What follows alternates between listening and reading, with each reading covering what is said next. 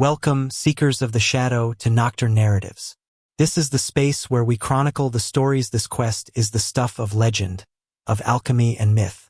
But what happens when that ancient this is not a simple story of a killer and his victims. It is a journey into the abyss of a deified ego, an exploration of a belief so powerful it could command a man to commit the unthinkable in pursuit of forever. This is a long, dark road we are about to walk together. I invite you to prepare yourself. And if you feel compelled to continue these journeys, the city of Viridia was a testament to the triumphs of glass and steel, a place where ambition was measured in square footage and stock. Detective Damon Corvus stood at the edge of the "Tell me it's not another one," he said, his voice a low, gravelly rumble that didn't carry much further than his partner, Dr. Evelyn Reed. Dr. Reed, a forensic psychologist who consulted for the VCPD, was Corvus's intellectual anchor and, more often than not, his conscience. Where Corvus saw the brutal mechanics of a crime, she saw the twisted psychology, the broken narrative that led to the act. She pushed a stray strand of dark hair from her face, her expression a careful mixture of clinical detachment and human sorrow. "It's not another anything, Damon," she said softly. "I've never seen anything like this. None of us have." They ducked under the tape and approached the scene. The victim was laid out at the base of the park's oldest oak tree. A behemoth of bark and boughs that locals called her chest had been opened with a precision that was both surgical and savage. The medical examiner, a man who had seen more than his share of butchery, was standing off to the side, looking pale and shake. "No signs of a struggle," Corvus murmured, his eyes sweeping the scene. "No defensive wounds. Her clothes aren't torn. Her hair is arranged." He pointed to the victim's long, blonde hair, which had been fanned out around her head in a perfect golden halo. Her hands were folded peacefully. "Oh, the ME said the incision was made post-mortem," Evelyn said, her voice quiet. "Cause of death appears to be an injection of some kind. A custom cocktail, he thinks. Fast-acting paralytic and a powerful sedative. She never knew what was happening. She simply went to sleep. And then he went to work," Corvus finished, the words tasting like ash in his mouth. "He killed her gently, and then he knelt, careful not to disturb the scene, and looked closer. Tucked into the girl's folded hands was a small, desiccated white flower. And beside her head, etched into the damp earth with a stick or a blade, was a symbol. It was a complex, geometric design. A circle containing a triangle, which in turn contained a stylized serpent devouring its own tail, the Ouroboros. "Get forensics to cast that symbol," Corvus ordered a nearby officer. "And find out the victim was soon identified as Amelia Vance, a 19-year-old art history student at Viridia University. She was, by all accounts, a model of youthful innocence. She was a top student, a volunteer at a local soup kitchen, and she didn't have an enemy in the world. Her roommate had reported her missing the previous evening when she hadn't returned from her late-night study session at the campus library. She was, in the story, hit the media like a lightning strike. The combination of the victim's innocence, the bizarre ritualistic nature of the crime, and the city's long-held sense of invulnerability created a perfect storm of public fear and fascination. They dubbed the killer the Viridia Hearttaker, a name that was both sensationalist and chillingly accurate. Corvus and Reed found themselves at the sea. "He's organized," Evelyn said, tapping a pen against a psychological profile she was building. "Meticulous. The precision of the excision, the careful posing of the body, the lack of any forensic evidence at the scene. This is not a crime of passion. This is a ceremony. He's acting out a narrative. What kind of belief system tells you to kill a college kid and steal her heart?" Corvus growled, scrubbing a hand over his weary face. "An old one, probably," Evelyn mused. "Cardiectomy, ritual removal of the here 'tis present in several ancient cultures. The Aztecs, some Egyptian cults. It's almost always linked to sacrifice, to appeasing a god or gaining some kind of power. The Ouroboros symbol, the serpent eating its tail, represents eternity. The first break in the case came from the forensics lab. The white flower was identified as a ghost orchid, an incredibly rare and notoriously difficult to cultivate flower. It grew only in a few specific, remote locations, but it was also a prized possession among wealthy, eccentric collectors of exotic flora. This was their first hint at the killer's profile. He was N. Corvus, and Evelyn spent the next week chasing down leads that went nowhere. They interviewed Amelia's friends, her professors, her family. No one could think of anyone who would want to harm her. She had no secret life, no dark connections. She was exactly what she appeared to be. The pressure from the public and the department was mounting. The city of Viridia was afraid. Parents, at the end of a long, fruitless week, Corvus found himself back in his quiet, sparsely furnished apartment, a glass of whiskey in his hand. He was staring at a photo on his mantelpiece, a picture of his wife, taken years ago, before the cancer that had stolen her from him. The case was dredging up old ghosts, the familiar, bitter taste of helpless as he stared into the bottom of his glass, the city lights twinkling like a cold, distant galaxy outside his window. Another man, across town, was engaged in his own quiet contemplation. His name was Cashin Vale, and he lived in a penthouse apartment that was more museum than home. It was a space of minimalist design and priceless artifacts. On a sterile, climate-controlled table in the center of his study, surrounded by a library of ancient, leather-bound books, he was performing his own private ritual. On a silver platter, meticulously preserved, was the heart of Amelia Vance. He was chanting in a long-dead language, his voice a low, hypnotic drone. He was not a monster in his own eyes. He was an acolyte, a scholar, a man on the verge of the ultimate intellectual and spiritual breakthrough. He believed, with an unshakable, fanatical certainty, that he had rediscovered a lost, heretical Gnostic text, a codex that described a ritual for achieving apotheosis, for shedding the mortal coil and becoming a god. The text, which he called the Serpent's Writ, was explicit. True immortality could not be achieved through elixirs or prayers. It required a transfer of essence.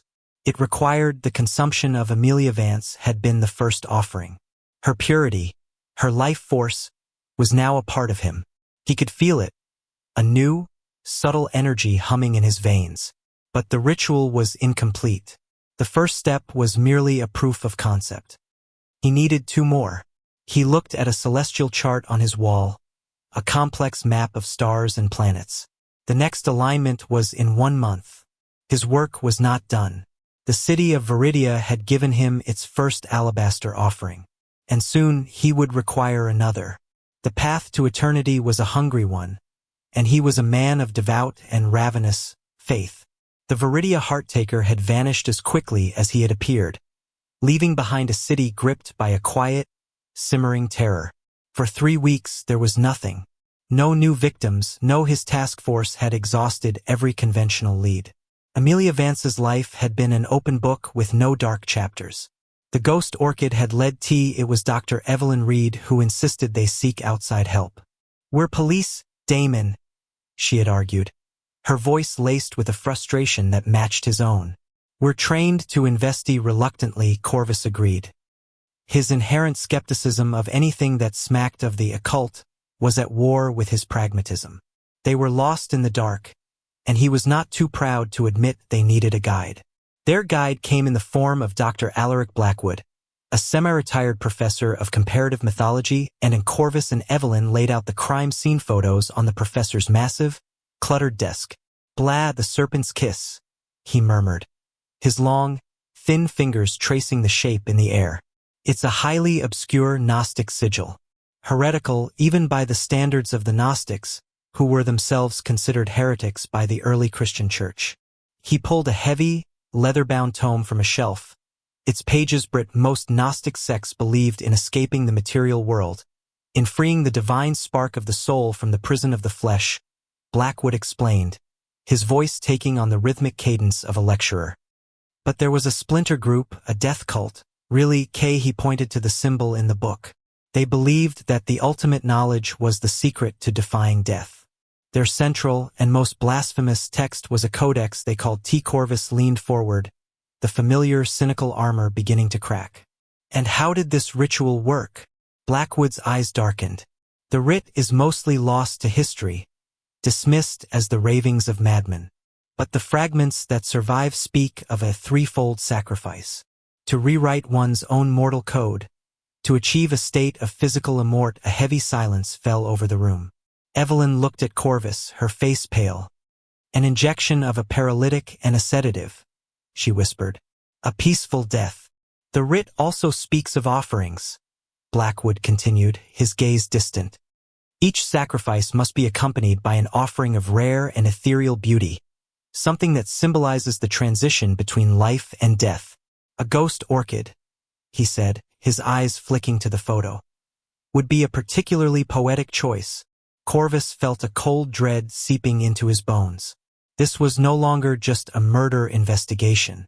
He was hunting a man who was living in a different reality, a man who was following a script written 2,000 years ago. So he needs 3 victims, Corvus said, his voice hard. We've had one. That means he's not done. No, Blackwood said grimly. If the killer is a true believer, he is only just beginning. The serpent's writ is a narrative. He has completed the first verse. He will not stop until the poem is finished. The professor's words proved to be prophetic. Exactly 1 month after the murder of Amelia Vance, on the night of the new moon, the heart-taker struck again.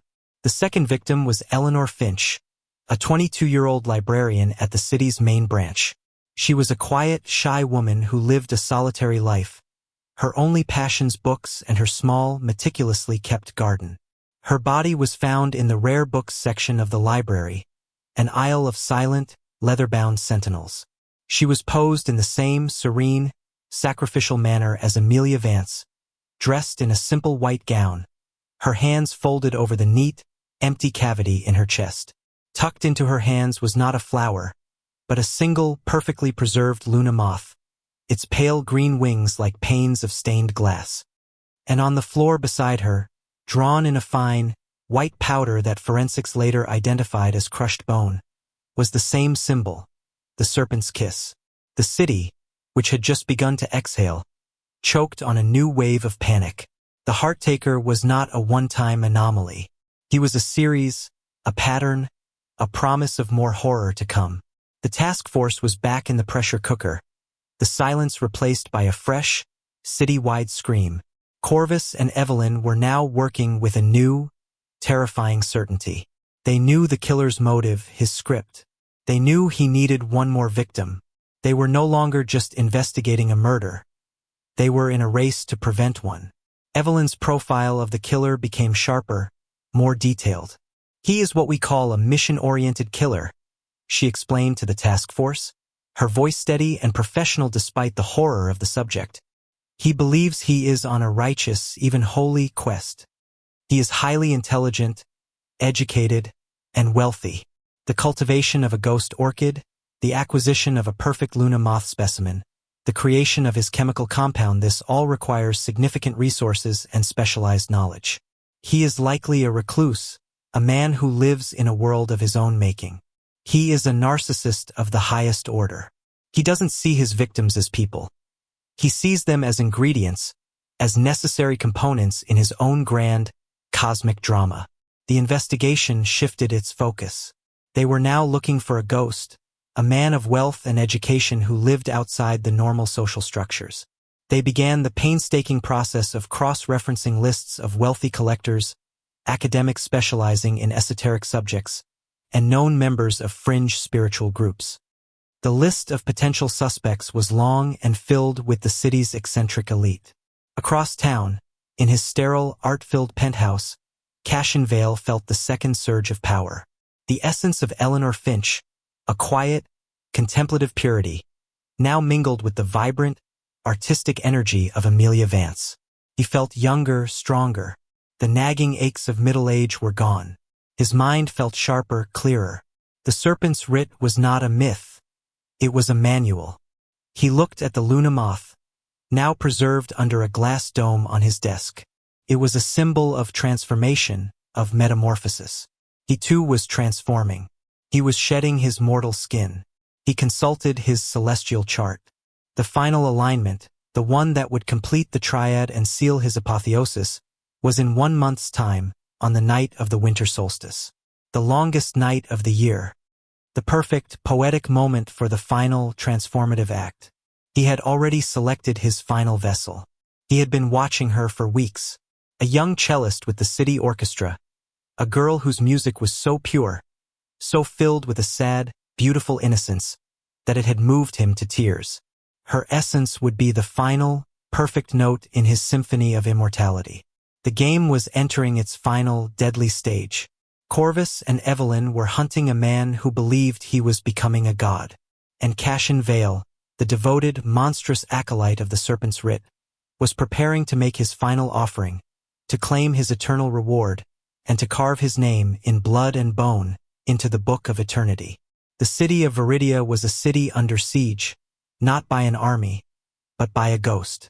The Hearttaker had become a modern-day boogeyman, a whisper in the dark, a name that carried the weight of a myth. For the task force, the month between the second murder and the coming winter solstice was a frantic, desperate race against a ticking celestial clock.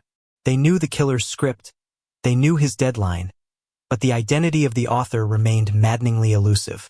Detective Corvus drove his team and himself to the breaking point. Sleep was a luxury, and every waking moment was consumed by the hunt. The walls of their office were now a chaotic collage of the killer's psyche, photos of the two victims, their innocent smiles a constant, heartbreaking reproach, detailed astronomical charts marking the winter solstice, and a massive, sprawling mind map connecting the city's wealthy, educated, and reclusive elite. Dr. Evelyn Reed's psychological profile was their North Star. "Look for the disconnect," she urged them, her voice tight with a controlled urgency. "We're not looking for a monster who skulks in the shadows. We're looking for a man who walks in the light, but who lives in a world of profound, internal darkness.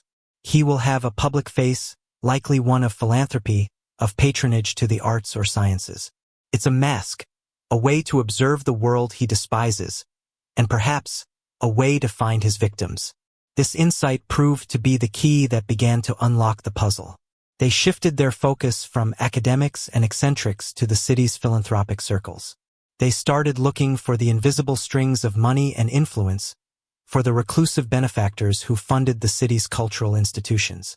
The work was a tedious, soul-crushing grind of financial records, tax filings, and foundation charters. They were wading through a sea of paper, looking for a shark. And then a young, tech-savvy detective on the team found it. A small, almost imperceptible link between the two victims. Amelia Vance had been a recipient of a small, prestigious art scholarship. Eleanor Finch had, a year prior to her death, curated a special exhibition of rare manuscripts at the library. Both the scholarship and the exhibition had been funded by the same source, a private, enigmatic organization known as the Vale Foundation for Esoteric Arts and Sciences. The Vale Foundation was a ghost in the city's philanthropic world. It had no public office, no board of directors, no website. It was a name on a brass plaque, a signature on a check. But its influence was significant. It funded the strange, the obscure, the unpopular, translations of ancient texts, exhibitions of forgotten artists, scholarships for students pursuing unconventional fields of study. It was a foundation that operated in the intellectual and artistic fringes. And the sole benefactor, the man behind the curtain, was Cassian Vale. The name was like a whisper of smoke. He was a phantom, a man of immense old-money wealth who had no public profile. He was not in the society pages, he did not attend galas, he did not have his name on the side of a hospital wing. He was a heretic in a city that worshipped visibility. Corvus and Evelyn began to dig into the life of Cassian Vale, and the picture that emerged was that of a man who fit Evelyn's profile with a chilling, terrifying precision. He had inherited his family's fortune made generations ago in shipping and finance at a young age, after his parents had died in a private plane crash. He had a doctorate in classical and Near Eastern studies, but he had never held an academic position. He had no wife, no children, no close friends. He lived alone in a fortified penthouse that was said to be a veritable fortress, a private museum of rare books and artifacts.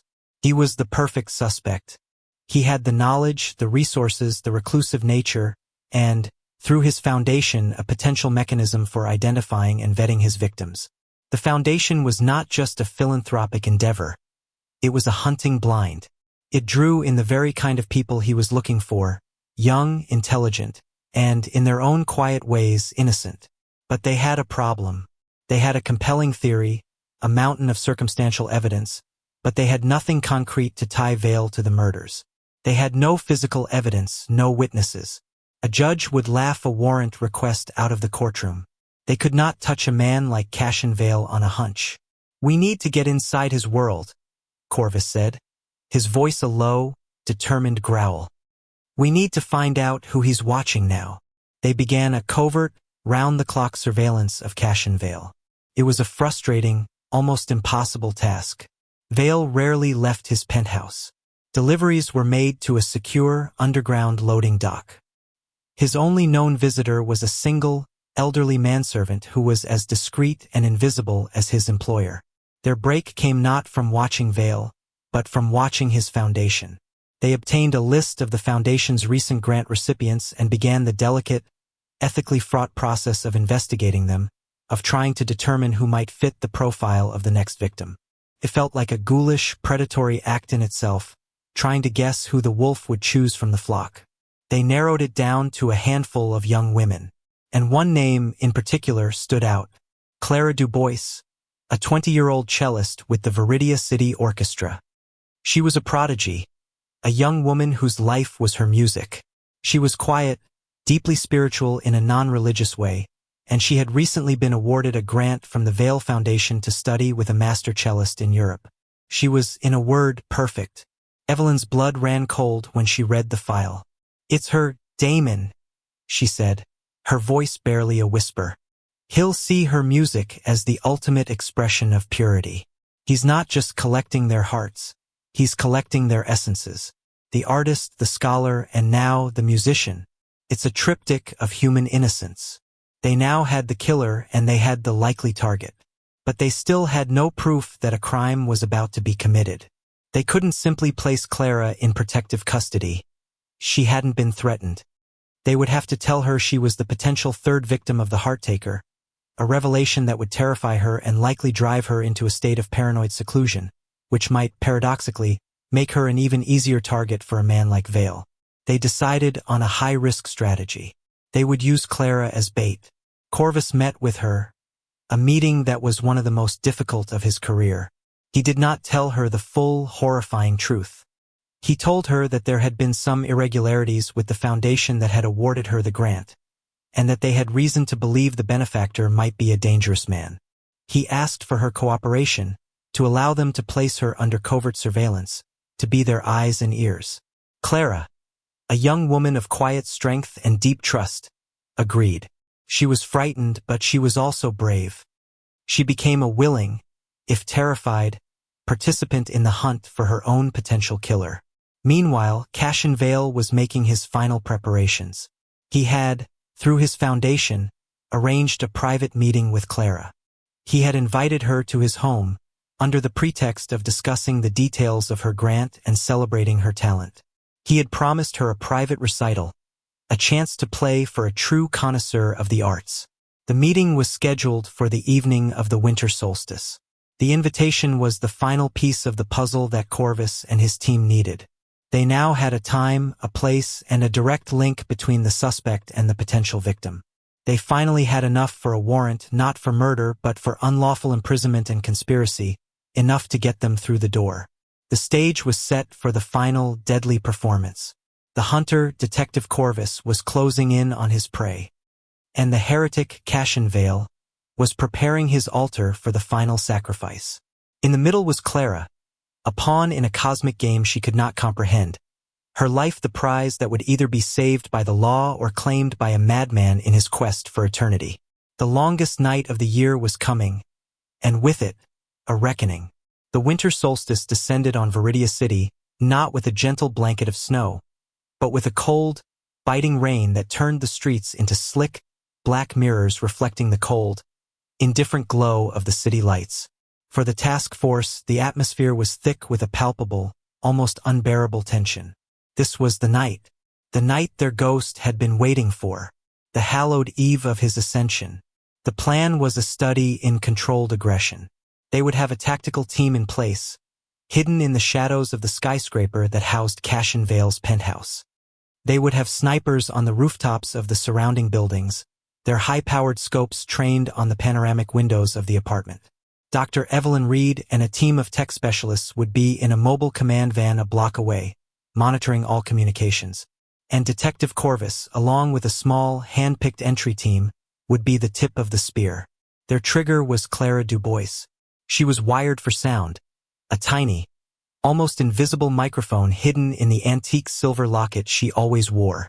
She had been instructed to give a simple, prearranged distress code, "The music feels a little cold tonight," if she felt she was in any danger. That phrase would be the green light. Corvus had spent the afternoon with her, going over the plan one last time. She was terrified, her face pale, her hands trembling, but there was a core of steel in her that he deeply admired. "He killed those other girls," she had said, her voice quiet but firm. "If I can help you stop him, I have to." As dusk fell, Clara took a deep breath and walked into the lion's den. The private elevator opened directly into Cashin Vale's penthouse, and she stepped into a world of breathtaking, sterile beauty. The apartment was a vast, open space, with floor-to-ceiling windows that offered a god's-eye view of the city below. The walls were adorned with priceless works of modern art, but the space felt cold, impersonal, more like a gallery than a home. Cashin Vale was waiting for her. He was not the hunched, monstrous figure she had imagined. He was handsome, impeccably dressed, and he moved with a kind of languid, aristocratic grace. He was charming, articulate, and he spoke of her music with a knowledge and a passion that was both flattering and deeply unsettling. "Clara," he said, his voice a smooth, cultured baritone. "Welcome. I am so pleased you could come. I feel as if your music has been a missing piece in the collection of my life." In the command van, Evelyn listened, her brow furrowed in concentration. "He's a classic narcissist," she murmured, speaking into her headset to Corvus, who was stationed in the building's stairwell. "He's grooming her, making her feel special, unique. He's the connoisseur, and she is the masterpiece he is about to acquire." Vale gave Clara a tour of his home, pointing out his collection of rare books, his ancient artifacts. He was a gracious, almost professorial host. But as they walked, Clara felt a growing sense of unease. The apartment was too quiet, too still. The air was perfumed with the scent of exotic flowers and something else, something vaguely chemical and medicinal. He led her to the center of the vast living room, where her cello was waiting for her on a small raised dais. "Please," he said, gesturing to the instrument, "play for me. I want to hear the sound of purity." Clara sat, her heart pounding. She looked out at the rain-lashed city, a glittering, indifferent jewel box spread out below. She felt utterly, terrifyingly alone. She began to play, a sad, haunting piece by Bach. The music filled the silent, cavernous space, a single, fragile thread of beauty in a place of profound, hidden ugliness. Vale listened, his eyes closed, a look of ecstatic rapture on his face. When she had finished, he applauded softly. "Magnificent," he whispered. "Truly, you are a vessel of pure, unadulterated creation. A perfect offering." He offered her a glass of water. It was in a heavy, crystal tumbler, and the water was cool and clear. "You must be thirsty," he said, his smile never wavering. Clara's training kicked in. She knew this was the moment, the potential point of no return. She took the glass, her hand shaking so badly she was afraid she would drop it. "Thank you," she said, her voice a little shaky. "But the music feels a little cold tonight."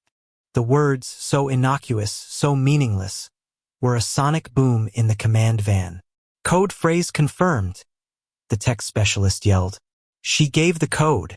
"Go, go, go," Corvus roared into his comms. The tactical team moved.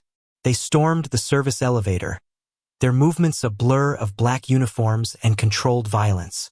Corvus and his team breached the penthouse door with a single explosive charge. They poured into the apartment, weapons raised, shouting, "Police! Get down!" Vale, who had been standing by the window, turned, his face a mask not of fear, but of incandescent rage. "No!" he screamed, his voice no longer the smooth, cultured baritone, but a raw, animalistic shriek. "You will not interfere. This is my ascension, my apotheosis." He lunged, not at the officers but at Clara. But he was too late. One of the tactical officers had already pulled her to safety. Vale, denied his prize, seemed to snap. He overturned a heavy, marble table, his eyes wild, his carefully constructed facade of civilized control shattering into 1,000 pieces. He was a king whose coronation had been interrupted, a priest whose altar had been desecrated. He ran, not towards the exit, but deeper into the apartment, towards his study. Corvus pursued him, his footsteps echoing on the polished marble floors. He found Vale standing in the center of his library, a small, ornate, ceremonial dagger in his hand. But he was not pointing it at Corvus. He was pointing it at his own chest. "If I cannot be immortal," he hissed, his face contorted in a mask of fury and despair, "then I will not be at all. You have ruined everything. You have condemned me to the dust." "Put it down, Vale," Corvus said, his voice low and steady, his gun trained on the man's center mass. "It's over. Over." Vale laughed, a wild, unhinged sound. "It is never over. The serpent's writ is eternal. I am just one acolyte. There will be others. The quest for eternity will never die." With a final, defiant scream, he plunged the dagger into his own chest. He crumpled to the floor, a look of supreme, arrogant defiance on his face. A heretic king dying on a throne of his own making, surrounded by the silent, leather-bound witnesses of his failed religion. Corvus stood over the body, the smell of blood and old paper filling the air. He had caught the ghost. He had stopped the ritual. But as he looked at the dead man on the floor, at the mad, triumphant look that was frozen on his face, he couldn't shake the feeling that Vale had, in some terrible, twisted way, gotten the last word. The hunter had won, but the heretic's final, chilling prophecy echoed in the silence of the room. The death of Cashin Vale was not an end, but a beginning. It was the beginning of a city's long, difficult process of reckoning with the darkness that had festered in its heart. It was the beginning of healing for Clara Dubois, the young woman who had walked into the abyss and had, by a miracle of courage and timing, walked back out. And for Detective Damon Corvus and Dr. Evelyn Reed, it was the beginning of a profound and unsettling contemplation of the nature of the evil they had confronted. The penthouse, once a monument to a sterile, monstrous ambition, was now the most extensive crime scene in Viridia's history. As the forensics team swarmed the apartment, the full, horrifying scope of Vale's obsession was laid bare. They found his laboratory, a hidden, climate-controlled room where he had cultivated his ghost orchids and preserved his Luna moths. They found the chemical precursors to the poison he had used, along with the sophisticated equipment he had used to synthesize it. But the most chilling discovery was in his study, behind a false wall that opened to reveal a small, refrigerated chamber. Inside, on two velvet-lined, stainless steel shelves, were two large, ornate silver reliquaries. And inside the reliquaries, perfectly preserved, were the hearts of Amelia Vance and Eleanor Finch. He had not consumed them in the literal, physical sense. He had kept them, like a saint's relics, believing that their proximity, their essence, was what was fueling his transformation. He was a collector, not just of art and books, but of souls. The media narrative exploded. The story of the wealthy, reclusive scholar who had been living a secret life as a ritualistic serial killer was a tale of Gothic horror played out in the heart of a modern metropolis. The contents of The Serpent's Writ, as pieced together by Dr. Alaric Blackwood, were published and debated, its dark, heretical philosophy both repulsing and fascinating a public that was starved for grand, terrible narratives. In the weeks that followed, Corvus and Evelyn found themselves tasked with the grim, necessary work of closing the book on the case. For Corvus, this meant tying up the loose ends of the investigation, writing the final reports, and facing the endless internal debriefings. He was hailed as a hero, the man who had slain the monster. But he did not feel like a hero. He felt like a man who had stood on the edge of a bottomless pit and had seen something that would forever haunt the edges of his vision. He had seen the power of a single monstrous idea to warp a brilliant mind into something unrecognizable. For Evelyn, the work was more introspective. She was tasked with creating the final, official psychological postmortem on Cashin Vale. She spent weeks in his library, which was now a sealed-off section of the crime scene, surrounded by his books, his notes, his life's work. She was trying to map the labyrinth of his mind, to understand the journey from brilliant, grieving orphan to self-proclaimed god. She concluded that Vale was not, in the clinical sense, insane. He was a man suffering from a narcissistic personality disorder of the most extreme and malignant kind, coupled with a profound messianic delusion. His parents' sudden, violent death had left him with a deep-seated terror of the randomness of mortality. He could not accept a world where life could be extinguished so senselessly. And so, he had created a new one, a world with its own set of rules, its own secret path to power, a world where he was in control. The serpent's writ had not been a discovery. It had been a creation, a gospel written to justify the monstrous actions his ego demanded. He didn't want to live forever, she told Corvus one evening, as they sat in his quiet office, long after the rest of the precinct had gone home. He wanted to win. He wanted to defeat death, to prove that he was superior to the fundamental laws of nature. The murders weren't just a means to an end. They were the ultimate act of intellectual and spiritual arrogance.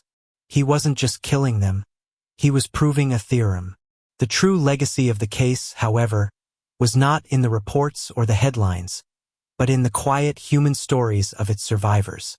Clara Dubois, after weeks of intensive counseling with Evelyn, slowly began to reclaim her life. She found that she could not, at first, play the cello. The instrument was too tied to the memory of that terrible night. But slowly, with a resilience that amazed everyone who knew her, she began to heal. She started a foundation in the names of Amelia Vance and Eleanor Finch, a charity dedicated to providing counseling and support for victims of violent crime. She had taken the ugliest experience of her life and had transformed it into an act of profound grace. Corvus, for his part, found that the case had changed him in a way he had not expected. His cynicism, the hard, protective shell he had built around himself, had been cracked. He had seen the worst of humanity in Cashin Vale, but he had also seen the best of it in Clara Dubois, in the quiet dignity of the victims' families, and even in the tireless, compassionate work of his own partner. He had been reminded that for every monster that lurks in the dark, there are countless small, brave lights that refuse to be extinguished. The story of the Viridia Hearttaker became a part of the city's dark folklore, a cautionary tale whispered for generations. Cashin Vale was dead, his house of horrors dismantled, his monstrous relics given a proper, respectful burial. But his final, defiant words to Corvus lingered in the detective's mind. The quest for eternity will never die. He was right. The books Vale had studied were still in libraries. The ancient, desperate human fear of death was still a part of the human condition. They had not defeated an idea. They had simply defeated one of its disciples. The evil was not in the serpent's writ. It was in the heart of the man who had chosen to believe it. And Corvus knew, with a weary, unshakable certainty, that the world was full of hearts, and that the echo of that ancient, terrible idea would resonate in eternity, always waiting for another brilliant, broken mind to listen.